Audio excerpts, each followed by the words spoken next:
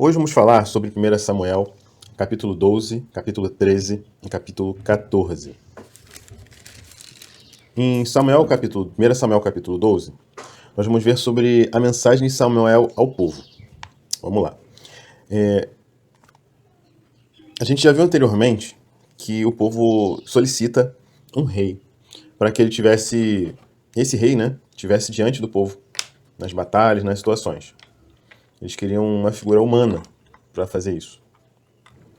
Sendo que quem estava nas batalhas de Israel, sempre esteve na frente das batalhas, era o próprio Senhor.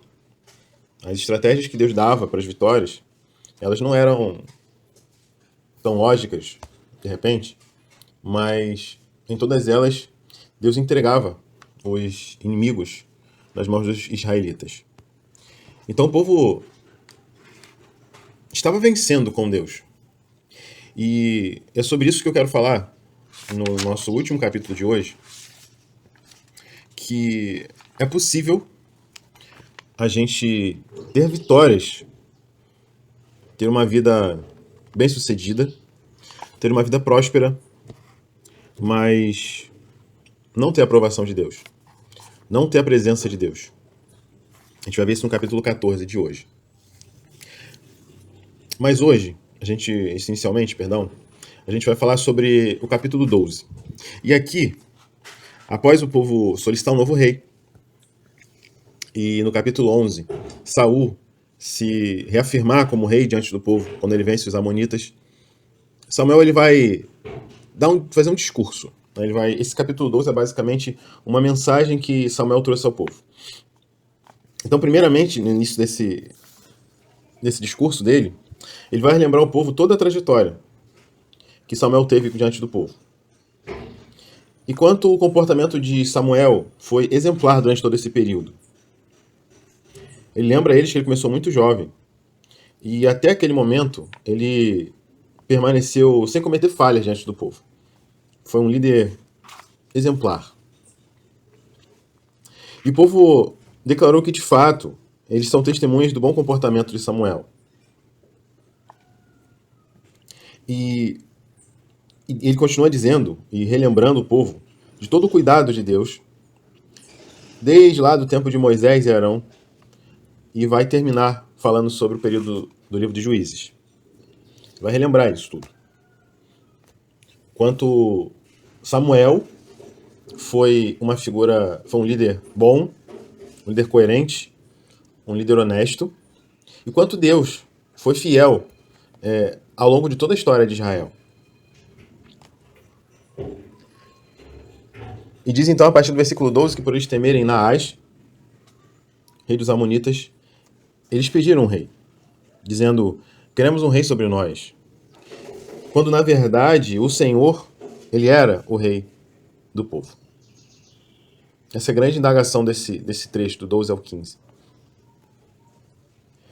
Então ele vai dizer, mediante a isso, que eu fui um bom líder, e que Deus não deixou de ser fiel em todo esse tempo, agora está um rei que vocês pediram. E o Senhor deu um rei para vocês. Ele vai alertar sobre a obediência, e eu vou ler esses dois versículos, 14 e 15, que diz: se vocês temerem o Senhor e o servirem, se derem ouvidos à voz e não forem rebeldes ao seu mandado, se seguirem o Senhor seu Deus, tanto vocês como o rei que governa sobre vocês, então tudo lhes irá bem. Se, porém, vocês não derem ouvidos à voz do Senhor, mas forem rebeldes ao seu mandado, a mão do Senhor será contra vocês, como foi contra os pais de vocês. Então, aquele discurso que a gente viu já há muito, a gente tem visto direto sobre isso. O quanto a nossa postura de obediência nos trará bênçãos de Deus, nos trará a proteção de Deus. E quanto a nossa desobediência irá trazer situações ruins sobre as nossas vidas. E de fato é isso que Samuel, vamos dizer assim, esse final de carreira, ele agora já não governaria, não seria a boca de Deus diante do povo, mas teria um rei para fazer isso. Ele precisa instruir essas pessoas sobre a verdade. E é por isso que ele começa esse discurso lembrando ao povo, enquanto ele foi um bom líder, enquanto Deus foi um bom líder, E obviamente ele deveria falar sobre a fidelidade ao Senhor. E a gente leu nesses dois versículos que a fidelidade não era apenas do povo, mas o rei também precisaria ser fiel ao Senhor. Então,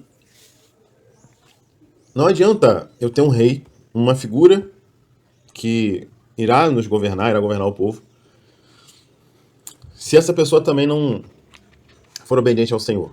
Não adianta. E depois, diz o texto, que Deus envia trovões e chuvas naquele dia. E que não era a época daquele tipo de chuvas e trovões. E por isso eles ficaram bem assustados. Porque entenderam que esse solicitar um rei não era o que Deus queria. Pelo menos não para aquele momento. E eles vão dizer no versículo 19: Todo o povo disse a Samuel: Ore, pois por estes seus servos ao Senhor, seu Deus, para que não venhamos a morrer, porque a todos os nossos pecados acrescentamos o mal de pedir para nós um rei. Ou seja, além de tudo que eles haviam feito até agora, a gente tem visto os pecados de Israel, mais um foi acrescentado.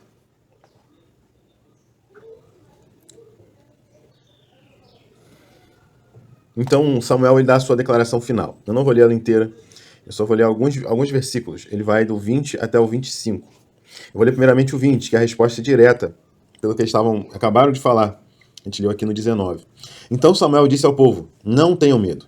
Vocês de fato cometeram todo este mal. No entanto, não se desviem de seguir o Senhor, mas sirvam o Senhor de todo o coração. Eu vejo aqui, entendo essa primeira frase, né, essas primeiras frases, no caso, né, que Samuel diz, é que o povo ele percebeu que errou diante do Senhor. E existem situações, pecados e erros e falhas de nossas caminhadas que elas não voltam atrás. Foi nomeado um rei. Não voltaria mais atrás.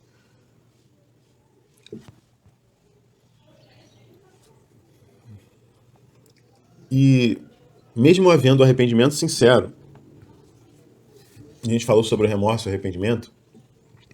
O remorso é quando eu tenho sentimento de culpa, mas a minha vida não muda em nada. E o arrependimento é quando realmente existe uma mudança. Mas tem situações que não tem como reverter. Um filho fora do casamento é uma coisa que não dá para reverter. Um emprego que se perde porque a pessoa aprontou, né, fez alguma besteira. Eu sei que a pessoa pode arrumar outro emprego, mas esse emprego provavelmente você não vai ter novamente. Então existem coisas que nós falhamos, nós erramos e que infelizmente não dá para a gente recuperar, né? O tempo perdido, ele não volta atrás. E eu vejo isso como uma lição muito importante, porque às vezes a gente fica preso ao passado e não entende que Deus ele nos perdoou. Aqui o povo está no momento que eles acabaram de cometer um erro e estavam arrependidos, só que não dava mais para reverter. E aí? Quando a gente está realmente de fato arrependido, mas é impossível reverter a história, como a gente faz? É a instrução que o próprio Samuel disse aqui. Vocês, de fato, cometeram todo este mal. No entanto, não se desviem de seguir ao Senhor, mas sirva o Senhor de todo o coração. Ponto. Se a gente errou e realmente isso mudou a nossa vida de forma negativa e nos levou por caminhos que não agradam ao Senhor, e realmente nós nos arrependemos, confessamos e abandonamos, mas algumas consequências permaneceram, porque nem tudo que, quando a gente se converte ou se arrepende, necessariamente todas as coisas vão mudar. Tem situações que elas vão permanecer. E o conselho de Samuel, mediante isso, é: continua servindo ao Senhor. Só não para. Não é porque aconteceu, porque ao longo da minha trajetória eu caí, ao longo da minha caminhada cristã eu derrapei. Sim, isso é possível de acontecer. A gente tem falado muito sobre isso. Mas o conselho de Samuel, o conselho da Bíblia para nós, é justamente esse. Se você caiu, reconheça que está errado, confesse que está errado, abandone o erro. Só que se essa consequência não pode sair, só continue servindo a Deus. Continue a sua jornada com Deus. Não retroceda, não pare a sua jornada porque a gente cometeu um pecado, porque errou. abandone, confesse, faça todo o processo que a gente tem falado aqui. Arrependimento, confissão e abandono. Essas 3 coisas são importantes. Mas o próximo passo, vamos dizer assim, o 4º passo, é continue servindo a Deus, não pare. E eu vou ler também o versículo 24 e 25, que encerra esse discurso. Diz assim: tão somente temam o Senhor e sirvam a Ele fielmente, de todo o coração. Vejam que coisas grandiosas Ele fez por vocês. Se, porém, continuarem a fazer o mal, perecerão, tanto vocês como o seu rei. Então aqui essa palavra aqui conclui o que a gente está dizendo, né? O quanto a gente precisa continuar. E ele inclui o rei nessa história aqui.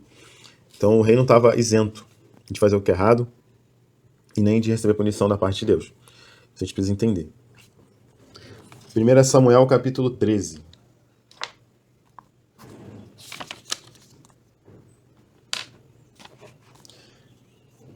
Aqui a gente já viu nos capítulos anteriores essa ascensão de Saul. Saul, ele estava numa boa caminhada desde que ele foi chamado. Apesar de não ser o plano original de Deus para aquele momento, pelo menos, a figura de Saul veio, né? Surgiu Saul nessa história aqui. E ele começou, o povo um pouco desconfiado, mas com o tempo, algumas vitórias, o povo foi entendendo quem ele era. Foi até aceito pelo povo. E é aceito por Deus também. Que apesar do que o povo tenha cometido o erro de pedir um rei, Deus havia escolhido Saul. Só que no capítulo 13 de 1 Samuel, a gente vai ver aqui a primeira falha da jornada de Saul. E falha tal que tira o reinado dele. Isso vai muito de encontro com o que a gente acabou de falar no versículo 13, no capítulo 12. No capítulo 12. Justamente a gente acabou de dizer que eles têm consequências, eles têm erros que a gente comete, que as consequências elas ficam. E isso aqui é um caso desse. Só que a grande diferença é que a gente não vê um real arrependimento da parte de Saul. E esse é o problema. Mas vamos lá. Diz então, 1 Samuel capítulo 13, que no 2º ano de reinado de Saul, ele escolheu 3.000 homens. 2.000 ficaram com Saul em Miquimais e a região montanhosa de Betel, e 1.000 ficaram com Jonatas em Gibeá. Diz então que Jonatas venceu os filisteus que estavam em Gibeá. Os filisteus ficaram com raiva e se reuniram para lutar contra Israel. Diz o texto que eles tinham 30.000 carros de guerra, 6.000 cavaleiros, uma multidão de um povo, né? Diz o texto que é como a areia do mar, ou seja, incontável. E porque Israel viu toda essa situação, ficou com medo e se escondeu. Isso aqui é o cenário para a gente entender a atitude de Saul, que o que havia acontecido. Agora a gente vai ver Saul dentro dessa situação, dentro dessa crise, como ele vai resolver essa questão. Porque em situações de crise, em situações de adversidade, a nossa postura ela pode diferenciar entre uma grande vitória, né, e uma grande derrota. E nesse caso aqui, o que Saul escolheu foi o caminho de uma derrota. Então vai dizer que dentro desse cenário, né, Israel com medo, escondido, porque os filisteus foram atacar os israelitas com uma quantidade de um exército bem maior do que o de Israel. Diz então que Saul ele vai esperar Samuel por 7 dias, como assim ele havia sido orientado. Mas ele começou a ver o povo se espalhando. E ele decidiu oferecer holocausto e oferta pacífica. Lembrando que a gente já viu anteriormente, na lei judaica, quem faz isso são os sacerdotes. Só os descendentes de Levi, só os levitas, que eles fariam tem esse tipo de ofício. Não caberia ao rei fazer isso. Ele não soube esperar Samuel aparecer. Samuel disse que em 7 dias ele iria aparecer, só que ele não apareceu na hora que ele queria Ele viu esse cenário dos israelitas com medo, fugindo, se escondendo, e decidiu então fazer esse holocausto. Diz o texto que quando ele acabou de fazer, chegou Samuel e o repreendeu. Ele vai se justificar, olha a justificativa dele, versículo 11. Samuel perguntou: "O que você fez?" Saul respondeu: "Vendo que o povo ia se espalhando daqui e que você não vinha no prazo combinado, e que os filisteus já tinham se ajuntado em Miquimais, eu disse comigo, né? Nem com Deus, ele disse com ele mesmo: Agora os filisteus virão contra mim em Gilgal, e ainda não busquei a face do Senhor. Assim, forçado pelas circunstâncias, ofereci holocaustos." Ele, vamos dizer assim, teve uma boa intenção no que ele fez. Só que ele fez errado. Ele estava preocupado que o povo estava se afastando e decidiu servir ao Senhor, buscar a face do Senhor. Isso, não que isso seja errado, só que não cabia ao ofício do rei fazer isso. Ele tinha que aguardar o sacerdote fazer buscar a face de Deus. Ele não podia fazer isso. Então, assim, o que a gente precisa entender aqui nessa situação é que não cabia Saul fazer o sacrifício. Mas ele quebrou protocolos importantes para Deus, para resolver a sua situação. E às vezes a gente faz isso. A gente quebra algumas leis divinas para a gente se beneficiar com isso. E no caso aqui de Saul, a gente vai ver agora, né, que eu vou ler agora, que primeiro a gente entendeu que ele não era para ter feito isso, né? Se não era ofício do rei fazer e ele fez, já está errado aí. Só que vai ficar muito mais evidente com a declaração de Samuel. Versículo 13 e 14 diz assim: Então Samuel disse a Saul: Você cometeu uma loucura, não guardando o mandamento que o Senhor seu Deus lhe ordenou. Pois o Senhor teria confirmado para sempre o seu reinado sobre Israel. Mas agora o seu reinado não subsistirá. O Senhor buscou para si um homem segundo o seu coração, e já lhe ordenou que seja príncipe sobre o seu povo, porque você não guardou o que o Senhor lhe ordenou. A gente tem que ter muito cuidado. Ele perdeu o reinado, ele e toda a sua descendência, porque ele não guardou a lei do Senhor. Ele foi desobediente. Como eu disse no capítulo 12, tem coisas que a gente erra e que não tem como voltar atrás. Se Deus mudou uma sentença, não vai mais mudar, não adianta. Se Deus decidir alguma coisa, vai acontecer dessa forma, vai acontecer daquela forma. Não tem mais o que a gente fazer. Então a gente precisa ter muito cuidado quanto a isso. O cuidado de fazer tudo conforme o Senhor ensina pra gente. E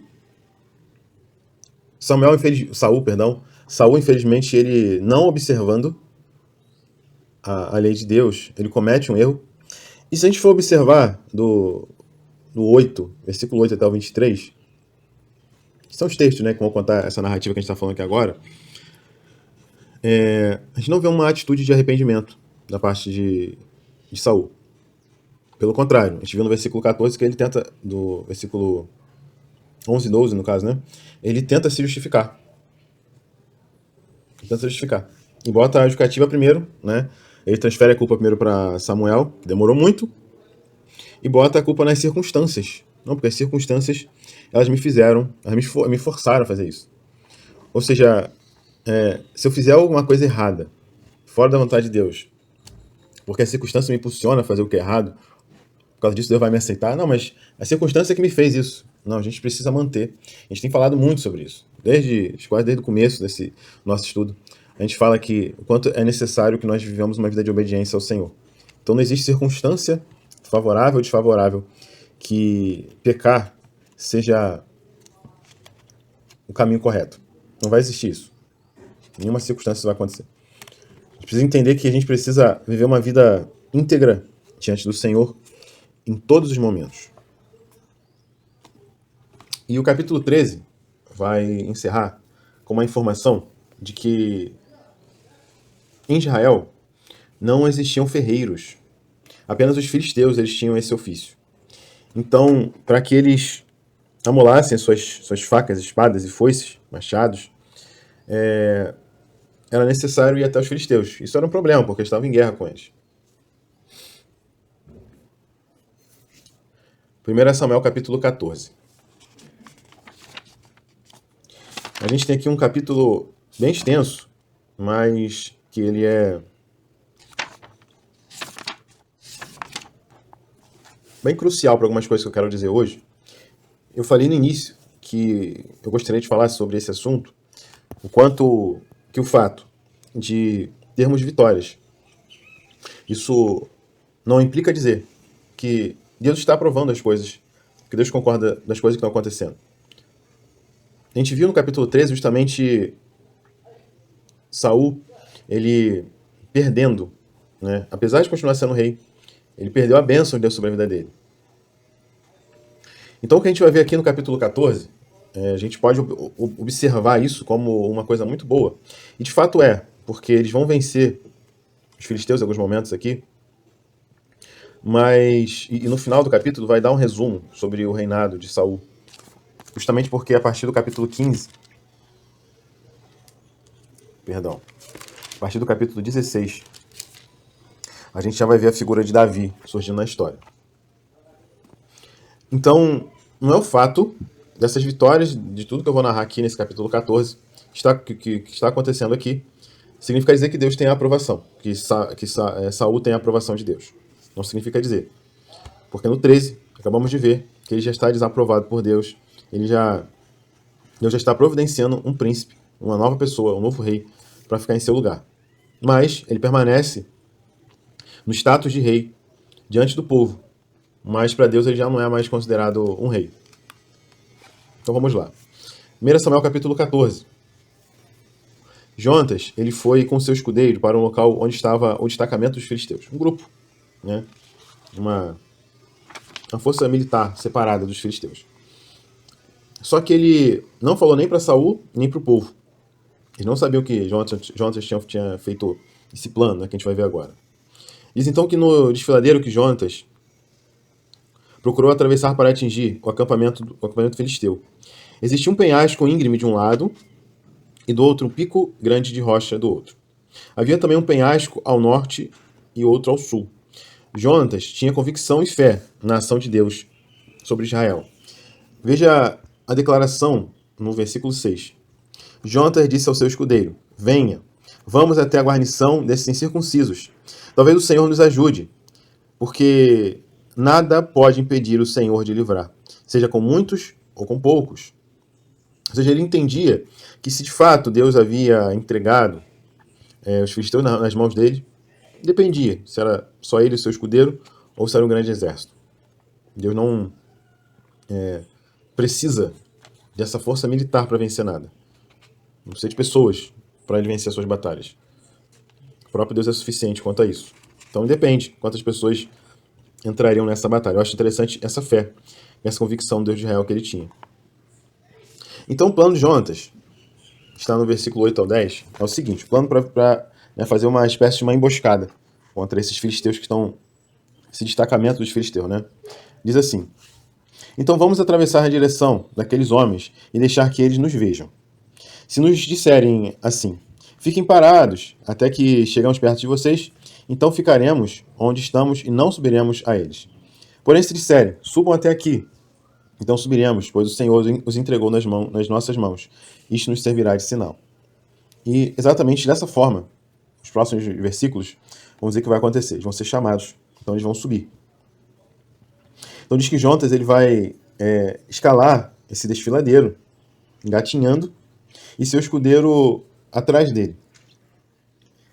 Jonatas, diz o texto que Jonatas ele vai atacar, e o escudeiro ele vai matando conforme ele vai derrubando os homens. Conforme Jonatas vai derrubando, o escudeiro dele vai matando esses homens. Diz então que cerca de 20 homens morreram aqui nessa emboscada. E de repente, um pânico tomou conta do exército filisteu.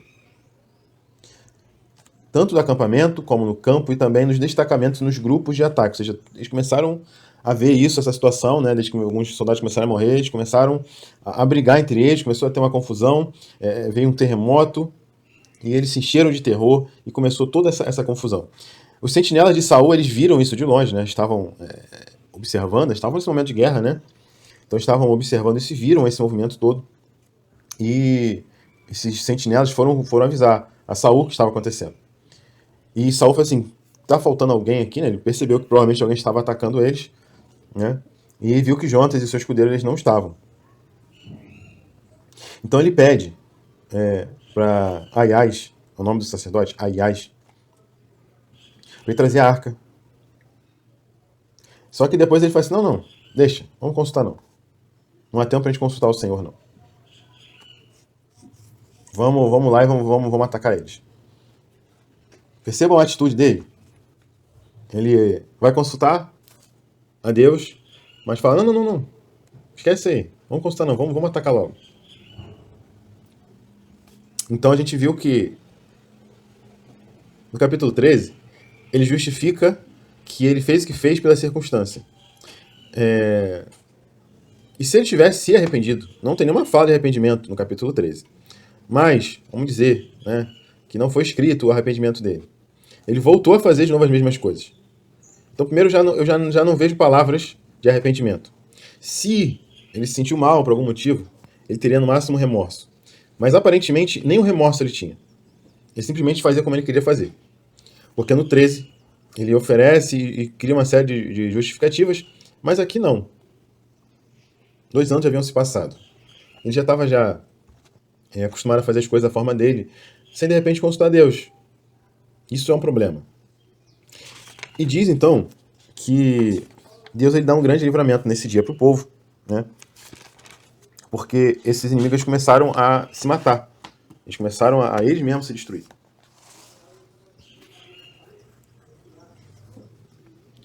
Então vai dizer o texto, a partir do versículo 24, que Saul ele fez um juramento e levou o povo a jurar com ele. Qual foi o juramento? Maldito o homem que comer algo antes de anoitecer, antes de eu vingar dos meus inimigos. O povo temia comer alguma coisa por causa do juramento de Saul. Encontraram mel em bosque. E Jonatas, ele não sabendo desse juramento do pai dele, ele comeu. E diz o texto que os olhos dele começaram até a brilhar, porque estavam com fome. E alguém do povo então vai falar para Jonatas sobre esse juramento do pai. E Jonatas vai discordar, fala assim, mas se vocês tivessem se alimentado, provavelmente a vitória poderia ser maior, vocês teriam mais energia, né, para batalhar. E diz então, no final até o versículo 35, que o povo vai saquear e vai comer carne com sangue, que a gente já viu anteriormente na lei, que isso é pecado. Saul, então, ele deseja perseguir os filisteus. E, anteriormente, ele pede conselho, mas, ao ver a situação, ele descarta. Não precisa trazer, não. Não vamos consultar Deus, não. E agora, ele vai consultar Deus e Deus não responde. E ele, como um homem sempre querendo resolver as coisas de forma sanguinária, ele diz que era para ver quem havia pecado entre o povo. E que certamente esse iria morrer. Então, eles vão perceber que, eles vão descobrir, por sorte, que a sorte caiu sobre Jonatas. E ele foi a pessoa que realmente, segundo a mente de Saul, havia pecado. Porque Saul tinha feito esse juramento conjuntamente com o povo que ninguém comeria. E Jonatas, ele comeu esse mel que eles encontraram no bosque. Então Saul decide matar o seu próprio filho. Olha que coisa terrível. Mas o povo falou assim, não. Pô, Jonatas que foi lá atrás dos filisteus agora há pouco, que através dele, da ação dele, que Deus trouxe a vitória sobre nós. Então a gente não vai matar ele. Não faz sentido a gente fazer isso. E disse então o texto que Saul deixou de perseguir os filisteus. E naquele momento só, a guerra deu uma findada. A partir do versículo 46, até o final, a gente vai ver um resuminho do reinado de Saul. Vai dizer alguns povos que ele venceu: Moabe, filhos de Amon, filhos de Edom, reis de Zobá, filisteus, amalequitas. Vai contar quais são os seus filhos homens, Jonta, Isvi e Malquissua. E as filhas, Merabe e Mical, a sua esposa Aionã e o general dos seus exércitos, o Abner. E um versículo que eu achei interessante, que é justamente é isso que eu quero falar também, diz que para qualquer lado que se voltava era vitorioso. Está falando sobre Saul e o seu tempo e o seu reinado. Ele era vitorioso, só que ele não tinha mais a bênção de Deus sobre a vida dele. Então, a gente percebe que é possível ter uma vida vitoriosa, ter bênçãos, ser bem-sucedido, alcançar muitos bens do Senhor, alcançar grandes coisas da parte de Deus, mas não ter a bênção de Deus sobre as nossas vidas. Saul estava descredenciado para Deus. Continuava rei na terra, mas ele já estava escolhendo outra pessoa. Ele já não queria mais Saul como rei. E o próprio Samuel disse que ele tinha acabado de perder, né, esse trono eterno, vamos dizer assim. Então, a gente precisa ter muito cuidado quando as coisas estão indo bem na nossa vida. Porque às vezes a gente acha que porque está tudo indo muito bem, que significa dizer que Deus está aprovando todas as coisas. Na verdade, a gente precisa se examinar a si mesmo, né, como diz em Coríntios. E constatar para ver se de fato a nossa jornada de vida tem sido uma vida aprovada pelo Senhor. Uma vida que de fato agrada o coração de Deus. Porque o simples fato de tudo estar indo muito bem, das coisas estarem fluindo, de tudo estar acontecendo da melhor forma possível. Ah, mas se isso está acontecendo é porque Deus aprova. É a vontade de Deus. Deus está comigo. Às vezes a gente tem esse problema de achar porque está tudo bem, está tudo certo, não está tendo problemas, é porque eu tenho a aprovação de Deus. Isso, infelizmente, não é uma realidade. Porque ainda assim é possível a gente estar usufruindo de uma vida boa, tranquila, em vários aspectos, e mesmo assim a gente não tem a bênção de Deus. Porque Deus às vezes está abençoando uma outra pessoa, não a gente. Por graça e misericórdia, Deus permite que outras pessoas sejam abençoadas. O povo de Israel aqui, muitos fiéis, eles estavam sendo beneficiados porque o ataque dos filisteus estava reduzindo, né? Estavam sendo vencidos os seus inimigos. Vários povos que a gente já citou aqui. Então o fato de estar indo tudo bem, tudo certo, tudo ok, não significa dizer que Deus está abençoando a minha vida. Eu posso estar sendo um canal de bênção para outro, mas eu mesmo não estou sendo abençoado. Isso parece estranho, mas é possível. Saul nos mostra que é possível. Ele estava no caminho do erro, mas Deus estava prosperando ele nas suas batalhas.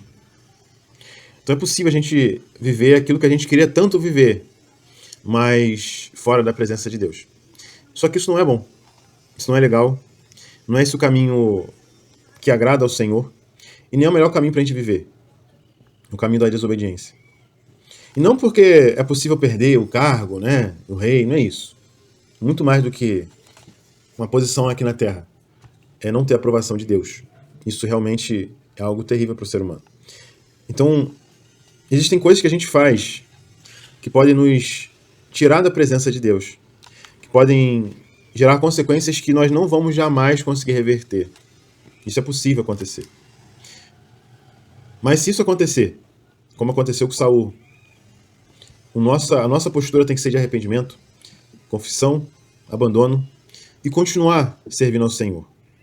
Ainda que não volte, ainda que não seja possível restaurar certas coisas, não deixe de servir ao Senhor. Não faça como Saul, que parece que como ele não era mais aceito, ele não tem mais essa preocupação em fazer o que é certo. Não tem a preocupação de se arrepender mais em relação a Deus. Precisa ter muito cuidado quanto a isso. Ter um coração pronto a se arrepender, pronto a pedir perdão ao Senhor, pronto a abandonar as coisas erradas, mesmo que não mude. Porque o tempo que a gente perde fazendo certas coisas não necessariamente vai voltar atrás. Não necessariamente é possível a gente reverter o que aconteceu no passado. Nem todas as coisas que a gente vai fazer na nossa vida cristã com toda a dedicação ao Senhor que a gente venha ter, nem sempre vai ser possível reverter. Muitas coisas vão permanecer o resto das nossas vidas. Mas a nossa postura, a nossa posição é continuar servindo ao Senhor com integridade. E essa é a reflexão que eu quero deixar mediante esses 3 capítulos que nós lemos hoje. Se errou, confesse. Se arrependa, confesse e abandone. E continue servindo ao Senhor. Que Deus abençoe em nome de Jesus.